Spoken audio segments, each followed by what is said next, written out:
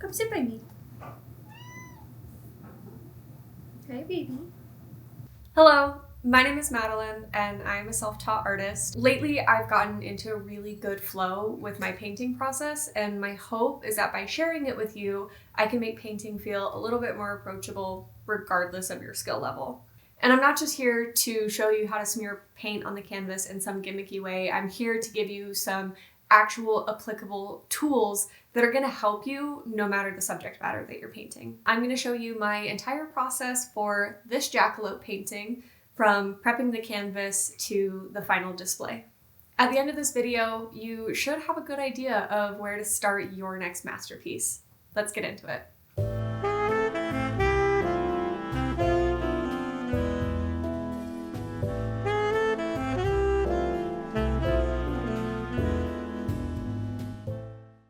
I want this information to be as digestible as possible, and I don't want to oversaturate your learning sponge.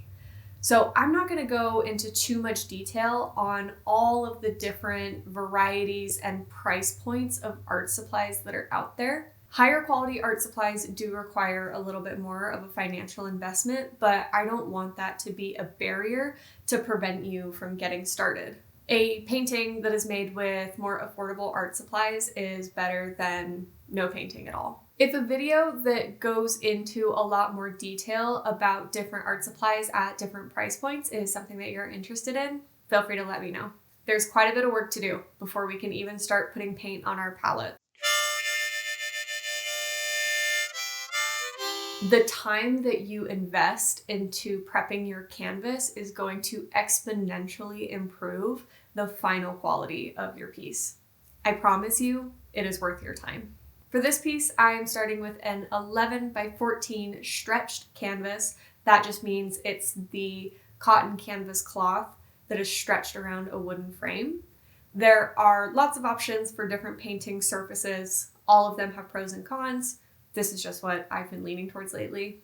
When the canvas first comes out of the package, it is a little bit saggy around the frame. The tension can be improved. So I do this by spraying the back of the canvas down with water, saturating it really well, and leaving it to dry. As the water dries, the fibers in the canvas are going to be pulled a little bit tighter, and the tension will be improved. Once all of the water has dried off of our canvas, the next step is sanding. If you choose to skip any of the prep steps, I implore you to not skip this one. This makes such a huge difference in your painting experience. The canvases come already coated in a layer of gesso, which is a matte and chalky paint that acts as a primer. It comes out of the package pretty speckly. Our goal is to sand this down into a buttery smooth painting surface. I do this by painting another layer of gesso on the canvas, letting it dry completely, sanding it down, applying another layer of gesso, sanding it, and I will do that 2 to 3 times as needed until I'm happy with the texture of my canvas. For sanding a smaller canvas like this, I'll just use whatever scrap of sandpaper I have laying around, usually 180 grit. Sanding a larger canvas like this 30 by 40 can be a little tedious, so I may opt for a sanding sponge or a sanding block. You may also want to consider using a respirator if you want.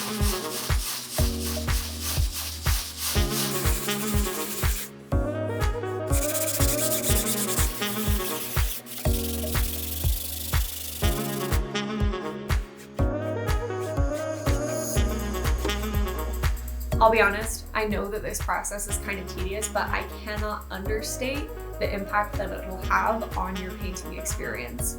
Because we've sanded down the texture on the canvas, we're not working against all the little grooves when we're painting. You will be able to pull much smoother lines, and the overall quality of your final piece of artwork is going to look a lot more polished and professional.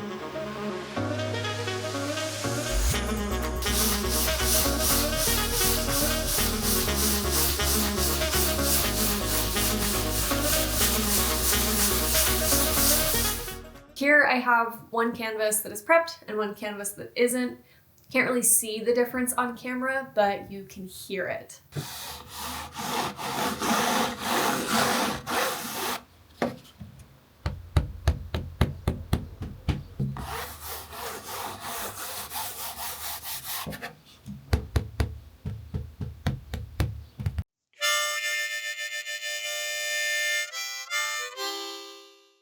I consider myself a good painter, but I don't consider myself a good drawer. My actual sketching skills are really rusty at the moment. So, hot take, when I'm here to paint and not to draw, tracing is fine, as long as you do it responsibly. Under no circumstances should you go ripping off other people's artwork, but feel free to trace stock photography that you find, or even consider photographing your own reference photos. Most of my wildlife artwork I get from a website called Unsplash. I'll link it. Getting inspiration from other artists is awesome, just don't be a thief. I couldn't find any jackalope photography for some strange reason, so I Frankensteined my own together. I traced an image of a rabbit, I traced an image of a pronghorn, and using my iPad, I was able to fit them together. I really like doing this step digitally because it makes fussing with the composition and trying different arrangements out much easier.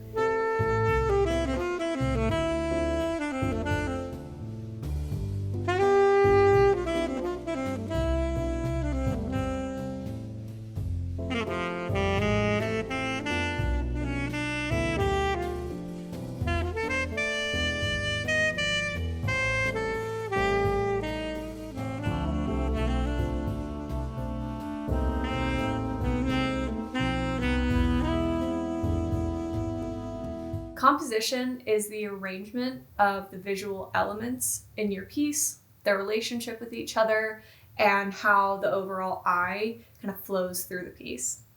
Composition is a rabbit hole that we could spend a lot of time going down. Artists spend their entire life trying to study and develop this skill. If you're new to painting, just consider multiple different layouts and pick the one that you think is the most aesthetically pleasing. For example, the sketch that you see me working on my iPad is not the final sketch that I end up using for the painting because I didn't like the composition. There are 101 ways to transfer your sketch from a piece of paper onto the canvas, and some of them don't require tech at all.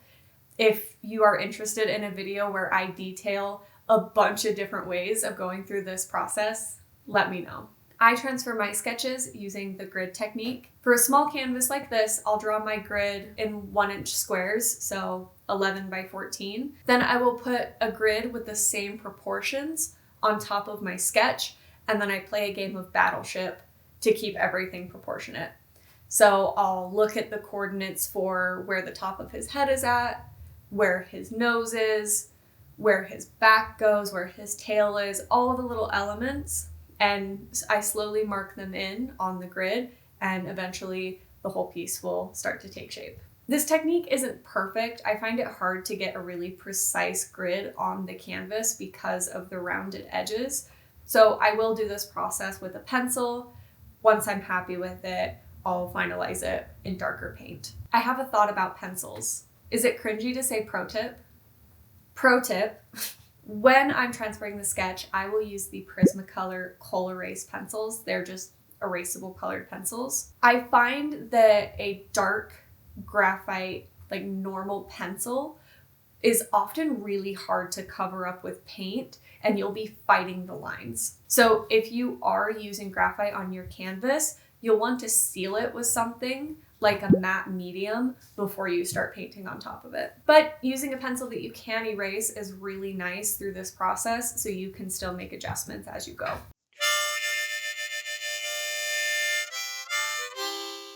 Toning your canvas is another step that I would really encourage you not to skip. This is just covering your entire canvas in one translucent coat of paint.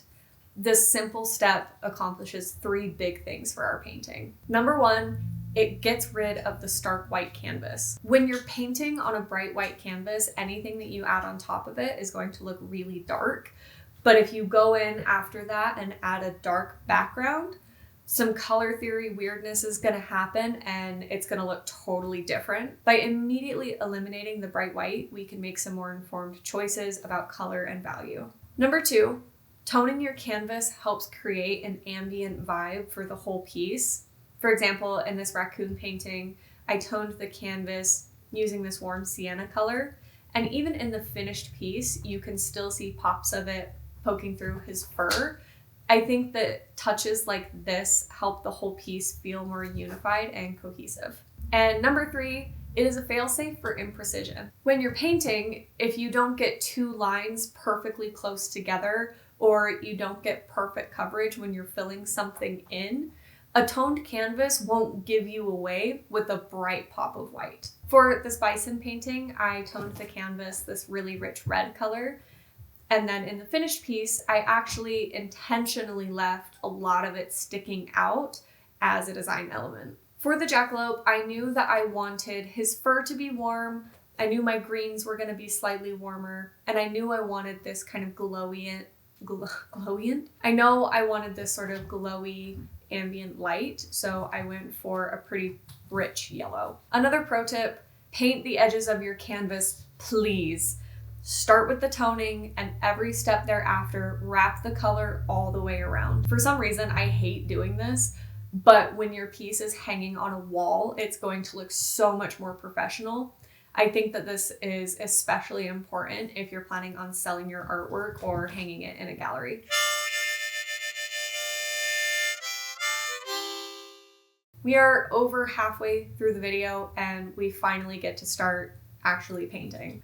I think it's hard to give good advice on the actual coloring phase of the painting because it can vary so much depending on what you're painting.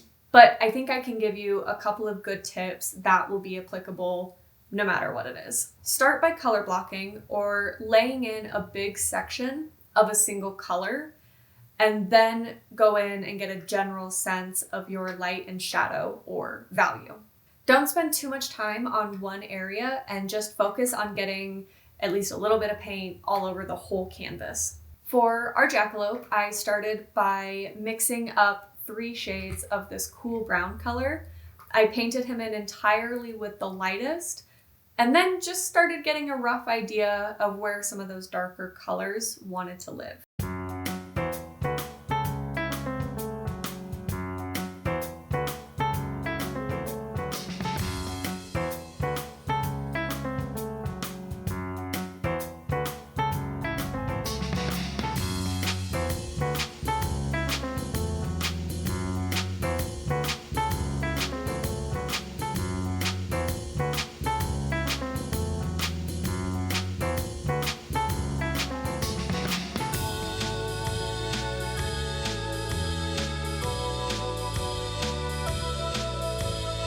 A good tip for doing this is use a pretty big brush because it forces you to think in more broad shapes. A good painting is all about layering, so don't be too precious here. Glazing is the secret sauce to making an amazing painting.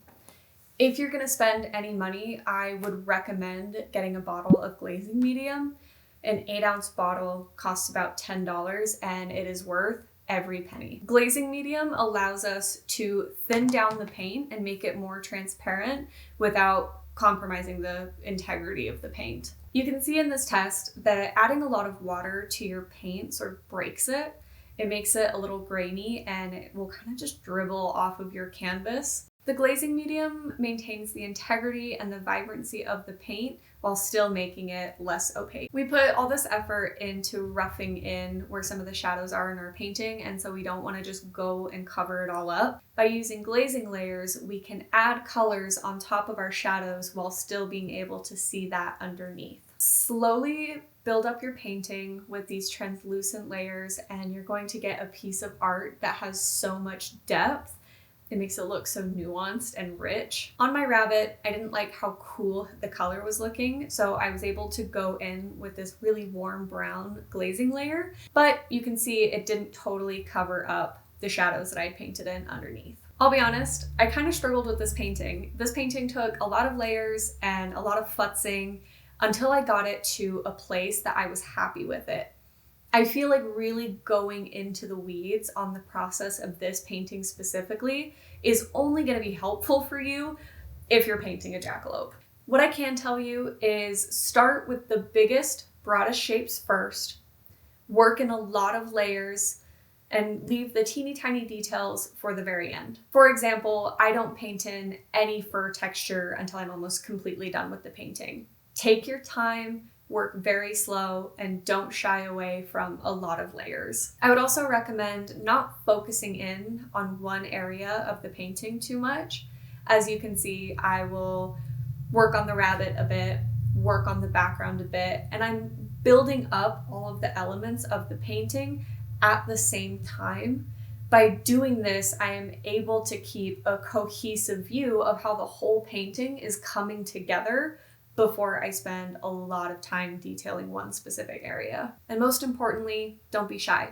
If you make a mistake, you can always paint over it. When my painting is done, I do two things: a single highlight color and a single shadow color. This is the best cheat code to making a great painting. For this piece, I wanted it to look like a really warm, glowy lighting effect like golden hour.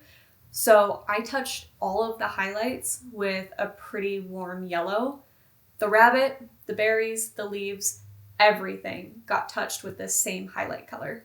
My highlight color changes based on what I'm trying to accomplish with the painting, but I use the same shadow color for every single piece of artwork. I use the same tube of blue paint for every painting. I mix it with my glazing medium, and I deepen all of the shadows in my paintings this way. Pro tip, a good rule of thumb is your highlights are always going to be warmer, or they're going to lean more yellow, and your shadows are always going to be cooler. They're going to lean more blue and more purple. Avoiding stark white or stark black in your painting will help you make paintings that look more nuanced and a bit more realistic. Fun fact, I actually never use black in any of my paintings, and the only white that I use is the highlight in the animal's eye. Everything else is some mixture of colors. You have put so much hard work into your masterpiece, and now it's time to protect it. I will let my piece completely dry overnight, come back the next day, make sure there's no changes that I want to make, and then I varnish it. Varnishing is just a clear coat that helps protect the painting from physical damage, and it also protects it from things like fading or yellowing. There are glossy and matte finishes available. I use a glossy varnish, but I cut it with a little bit of water so it's not super shiny. I'll do 2 coats, letting it dry completely in between. There is also the option to wire your paintings. I usually don't wire my small paintings. I'll wire my bigger ones, but I'm no expert, so I will link the tutorial that I use. Don't forget to photograph your painting. Take the picture very square and straight on so there's no perspective distortion, and try to find soft, even lighting so you don't get any glares or shadows. Then you can share your painting by hanging it up, posting it, or even making prints.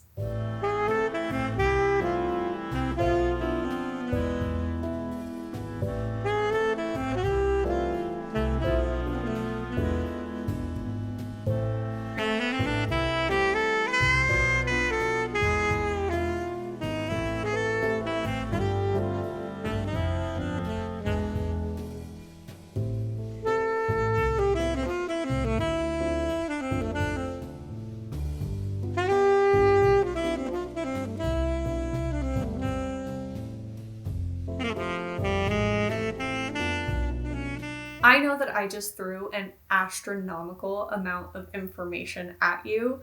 My goal is not to intimidate or overwhelm you. My goal is to help making art feel more approachable. My approach to painting is one of a million ways, so even if you take one technique that you learned today and throw everything else away, that's totally fine by me. I just hope that you feel a little more curious about trying something new in your painting process. Ask me all of your questions in the comments, and please let me know if you are interested in a video detailing shopping for art supplies or transferring sketches, and I would be happy to make those for you. Thank you so much for spending time with me today, and I hope that you feel inspired to create something new. Until next time.